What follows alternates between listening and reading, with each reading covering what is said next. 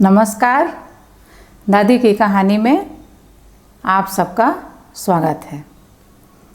आज मैं जो कहानी आपको सुना रही हूँ बच्चों, उसका शीर्षक है गीदड़ और शेर। मार्ग पर चलते हुए, अपने ही घर में प्रवेश करते हुए और सोते हुए में भी जो असावधान नहीं रहता, मतलब जो सतर्क रहता है, वही सुरक्षित है। किसी वन में एक नरखरर नामक सिंह रहता था।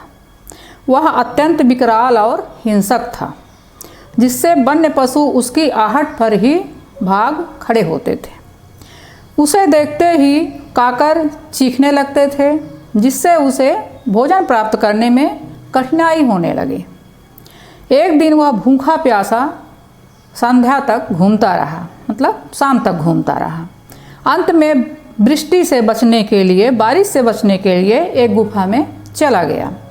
गुफा के अंदर उसने किसी गीदड़ के रहने के लक्षण देखे तो अत्यंत प्रसन्न हुआ।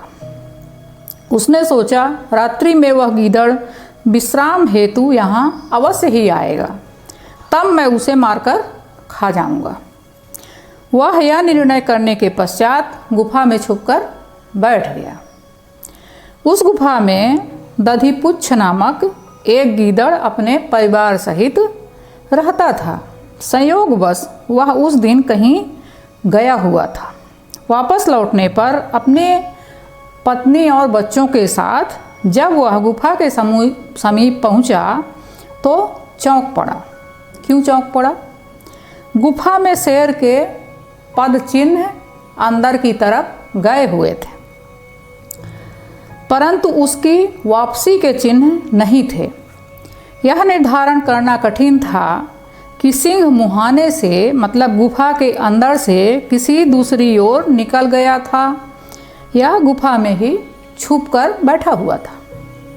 उसने अपनी पत्नी और बच्चों को गुफा से दूर भेज दिया और बोला, हे गुफा, मतलब जोर जोर से चिल्लाया, हे गुफा। ऐसे उसे गुफा की ओर से कोई उत्तर प्राप्त नहीं हुआ। तब उसने कहा, हे गुफा, क्या बात है?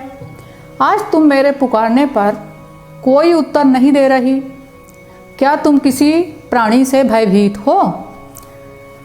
सिंह ने यह सुना तो सोचा कि यह गुफा अवश्य ही इस गीदड़ के पुकारने पर बोलती है। आज यह मेरे कारण भयभीत है, इसलिए ये गुफा चुप है। यदि यह बोली नहीं तो गीदड़ कदापि इस गुफा में नहीं आएगा। अतः मुझे ही गुफा के रूप में इसके प्रश्न का उत्तर देना चाहिए, आवाज़ निकालनी चाहिए। यह सोचते ही उसने भयंकर गर्जना की, मतलब शेर बहुत जोर से दहाड़ा। गुफा से प्रतिध्वनित उसकी गर्जना इतनी भयानक हो उठी कि वन के पशुगण संत्रस्त होकर इधर उधर भागने लगे। गीदड़ इस गर्जना को सुनते ही अपने पत्नी बच्चों के साथ भागते हुए, पलायन करते हुए बोला। क्या बोला?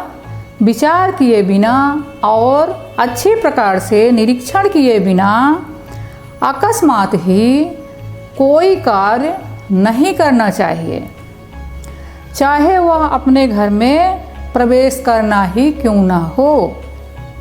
यदि आज मैंने सावधानी से काम न लिया होता तो सपरिवार मारा जाता।